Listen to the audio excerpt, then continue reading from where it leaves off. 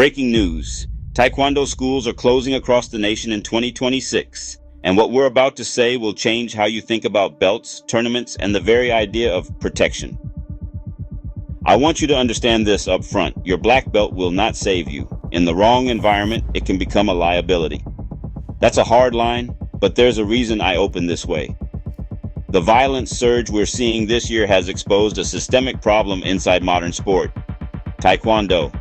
Olympic-style training conditions fighters to operate inside a narrow rule set, and when real chaos shows up, no space, no warning, no referee, that conditioning can collapse in seconds. We've all seen the viral clips this month. Competent, polished practitioners overwhelmed in moments that require raw survival instincts. Footwork that wins trophies on the mat fails on cracked concrete. Hands that score points against sensors are useless against someone who isn't playing by the rules. We ran a controlled test. Elite footwork grafted into a street ambush scenario, and it crumpled instantly. There was no room to step, no countdown, and no replay. That is the reality many schools are only beginning to confront. Owners, instructors, and students are closing doors not just because of rent or burnout, but because the product they've been selling is suddenly being questioned by the community and by reality. This is bigger than individual studios. It's a cultural wake-up. Decades of training geared toward points and padding have produced an illusion of competence. People walk around thinking they're protected when what they've learned is optimized for a game, not for survival. And here's the kicker. You probably won't notice it until it's too late. That's why we're laying everything out. Over the next chapters, we'll trace how the sport meta produced dangerous mechanical habits, why those habits get people hurt in real fights, and what practical changes can reclaim Taekwondo's value without tearing its soul apart. This isn't a string of isolated incidents. The footage and the stories we've collected point to a pattern. Point fighting rules and competition priorities created an illusion of competence, a training outcome that looks effective on paper but fails under unpredictable, violent pressure. When practitioners who've spent years in controlled environments face real aggression, the results are consistent and stark. They get rushed, they get tied up, and they get finished before they can adapt. Public failures aren't just embarrassing, they're instructive. We can watch repeated moments where athletes use textbook evasion and scoring techniques only to be neutralized by simple, close-range aggression. A tackle, a grab to the collar, a heavy low-line strike. Those moments reveal mechanical flaws baked into decades of sport coaching, stances that prioritize range and points over balance, movement patterns that emphasize lateral tagging rather than stability, and a training culture that underinvests in hand fighting and gritty contact conditioning. This is not an indictment of the people who love Taekwondo. Many instructors poured their hearts into producing talented competitors. But when the training objective shifts from survival to scoring, the body adapts to the wrong problem. If your neural patterns, your timing, and your instincts are tuned to sensors and referees, they will betray you when the world gets ugly. So we'll break down the exact mechanics next, the footwork, the base, and the gaps that are getting people hurt, so you can see precisely where sport habits become street liabilities. What looks impressive in a tournament can be deadly on the street. The hallmark of modern point taekwondo is a high center of gravity bouncy stance, light on the feet, ready to explode into a scoring kick. On mats, that's brilliant. On uneven pavement or wet sidewalks, it's a recipe for disaster. When your weight is constantly shifted and your base isn't planted, the first forward pressure from an attacker will collapse your structure. There's no time to recenter. Let me explain the biomechanics simply. A low planted base creates structural integrity. Your bones and hips align to absorb force. A bouncy, floating stance relies on moment-to-moment repositioning. That mobility is useful in tag-style exchanges, but it's fragile against committed forward pressure. Imagine someone charging with intent. If you can't anchor, your hips get driven back, your balance is broken, and takedown or a heavy clinch follows. On concrete, the consequences are immediate. Sprained ankles, smashed knees, or a face hitting unforgiving ground. Then there's the lateral tag habit. Move side to side to avoid the scoring line. In sport, that works. In a street scenario, lateral movement leaves the lead leg and groin exposed to low, crushing attacks. A committed low strike to the lead leg or groin isn't a foul, it's a fight ender. Sport training often trains avoidance. Street survival demands denial, blocking, planting, and neutralizing incoming pressure. We also need to account for environmental constraints, narrow sidewalks, doorways, parked cars. None of these exist in a competition ring. They compress options, eliminating the space your fancy footwork depends on. That's why we see so many talented competitors suddenly unable to generate leverage or create escape routes in video evidence. The footwork that wins medals is, in many cases, the exact footwork that gets people taken down or trapped when the terrain and the opponent aren't playing by the rules. Footwork failures quickly lead to clinch situations, and here sport training shows another critical gap. Modern Taekwondo creates a reflex we call the referee reset. The instant contact becomes messy. Practitioners expect a reset, a break, or a protective call. On the street, there is no reset.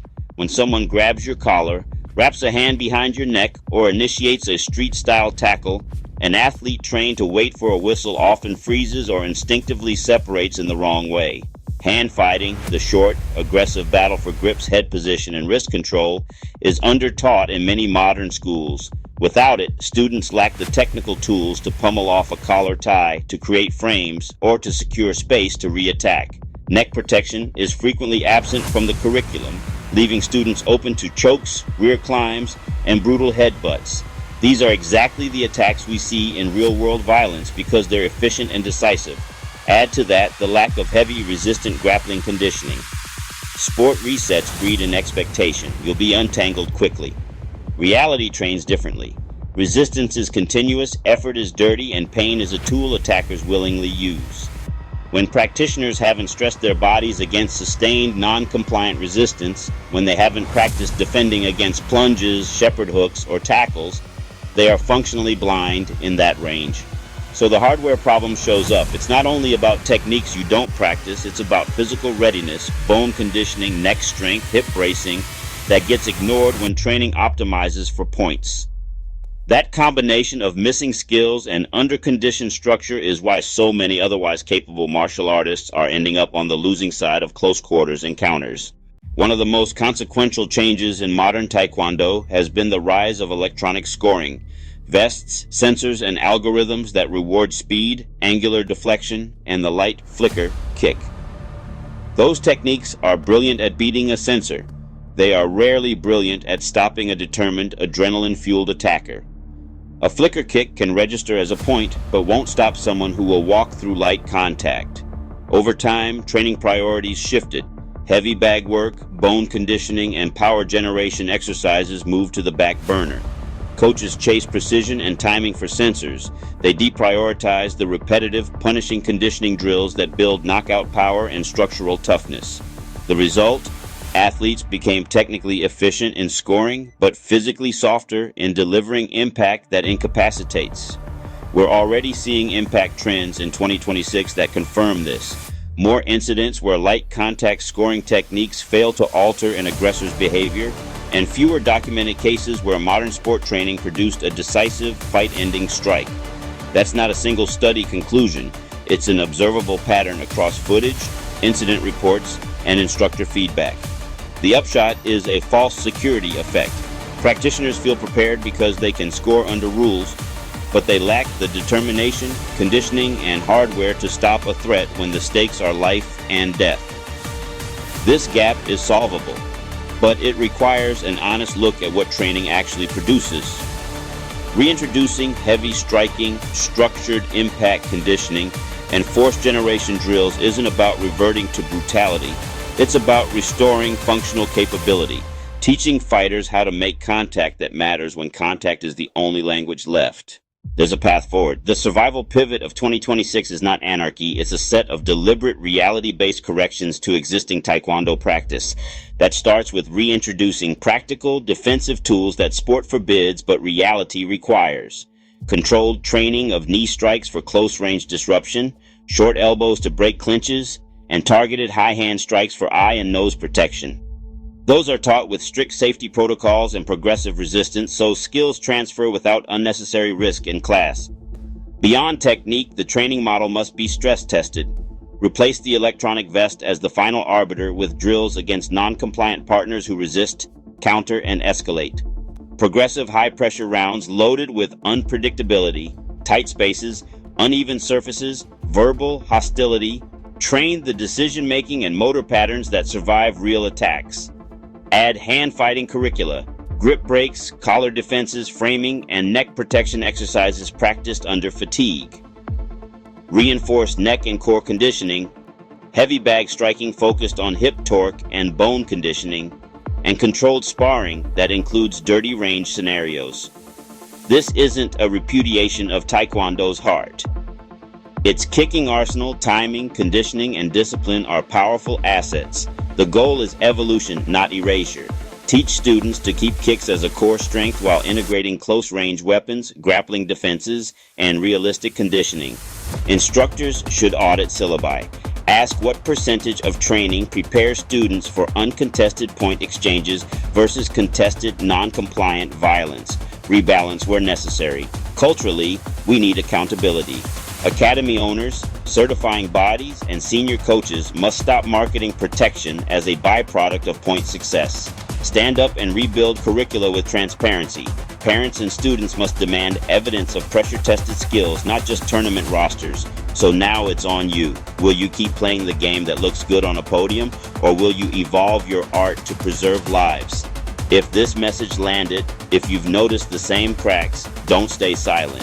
Hit like, drop a comment, and share this with someone who needs the wake-up call. Join the conversation. Push for gyms that train real resilience. If you're serious about pressure-tested, reality-based training, subscribe. This channel is where we rebuild what works, where we blend the technical beauty of Taekwondo with the brutal efficiency required to survive. Because if we keep training for points while the world gets more dangerous, we aren't just losing medals, we're risking people's lives.